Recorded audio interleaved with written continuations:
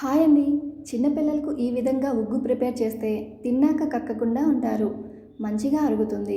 మన పిల్లలకు బయట కొని పెట్టడం కన్నా మన చేతులతో మనం పెట్టడం వల్ల మంచి ఆరోగ్యమైన ఫుడ్ పెట్టిన వాళ్ళం అవుతాము. ఇప్పుడు ఉగ్గు ఎలా చేసుకోవాలో చూద్దామా? ముందుగా ఒక బౌల్ తీసుకొని దాంట్లోకి ఏ కప్పుతోనైనా పర్లేదు 1.5 కప్పుల వరకు బియ్యాన్ని తీసుకోవాలి. ఏ కప్పుతోనైతే బియ్యాన్ని తీసుకున్నామో అదే కప్పుతో దానికి 4 కందిపప్పును, మినపప్పును, పెసరపప్పును, అలాగే 1 టేబుల్ స్పూన్ వరకు శనగపప్పును తీసుకోవాలి. ఇప్పుడు వీటన్నింటిని శుభ్రంగా ట్యాప్ వాటర్తో 2 నుండి 3 సార్లు కడుక్కోవాలి. తర్వాత మళ్ళీ ఫిల్టర్ వాటర్తో కూడా శుభ్రంగా ఒకసారి కడుక్కోవాలి. వీటిని కడగకుండా దయచేసి ఫ్రై చేసుకోకండి. పిల్లల ఆరోగ్యానికి మంచిది కాదు. వీటిని కడిగి ఫ్రై చేసుకోవడం వల్ల ఎక్కువసేపు ఫ్రై చేయాల్సి వస్తుంది. కానీ పిల్లల ఆరోగ్యం కంటే ఏది ఎక్కువ కాదు కదా. ఇప్పుడు కడిగి పెట్టుకున్న బియ్యం పప్పులను ఒక ప్లేట్లోకి పలుచగా పరుచుకొని 3 to 4 అవర్స్ వరకు ఫ్యాన్ గాలిలో అయినా లేదా మామూలుగా అయినా రూమ్లోనే ఆరనివ్వాలి. 3 to 4 అవర్స్ తర్వాత స్టవ్ మీద ఒక కడాయి పెట్టుకొని, అది కూడా స్టీల్ది అయితే మంచిది.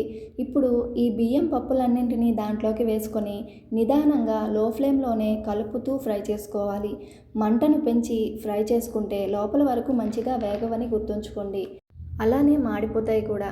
వీటిని అలా వేపుతూ ఉంటే కాసేపటికి పప్పులన్నీ లైట్గా క్రిస్పీగా ఫ్రై అయ్యి వాటి క్వాంటిటీ కొంచెం తగ్గినట్లు అనిపిస్తుంది.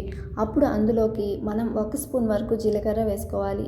1/2 స్పూన్ వరకు వాము వేసుకోవాలి. వీటిని వేసుకున్నాక మంచిగా అలా కలుపుతూ అవి లైట్ బ్రౌన్ కలర్ అయ్యే వరకు ఫ్రై చేసుకోవాలి. ఇవన్నీ చక్కగా వేగడానికి కనీసం 30 to 40 మినిట్స్ పడుతుంది. ఇలా లైట్ బ్రౌన్ కలర్లో వేగాక స్టవ్ ఆఫ్ చేసుకొని వాటిని ఒక ప్లేట్లోకి వేసుకొని చల్లారాక మెత్తని పౌడర్లా లేదా కొంచెం చిన్న చిన్న నూక తగిలే విధంగా మిక్సీ పట్టుకోవాలి. మిక్సీ పట్టుకున్న ఈ ఉగ్గు పిండిని ఒక ప్లేట్లోకి జల్లెడ పట్టుకొని తీసుకోవాలి. చల్లారాక ఒక బాక్స్లో స్టోర్ చేసుకోవాలి.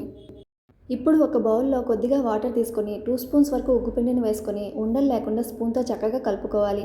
అలాగే స్టవ్ మీద కొన్ని వాటర్ను బాయిల్ అవ్వనివ్వాలి. వాటర్ బాయిల్ అయ్యాక ఉగ్గు ఉండలు ఉండలుగా కాకుండా చక్కగా రావాలంటే స్టవ్ సిమ్లో పెట్టుకొని బాయిల్ అయ్యే వాటర్ని స్పూన్తో ఒకసారి కలుపుకోవాలి. ఆ తర్వాత మనం ముందుగా కలిపి ఉంచుకున్న ఉగ్గు పిండిని కూడా ఒకసారి కలుపుకొని వాటర్లోకి వేసుకొని కలుపుతూ ఉండాలి, లేదంటే ఉండలు కట్టేస్తుంది.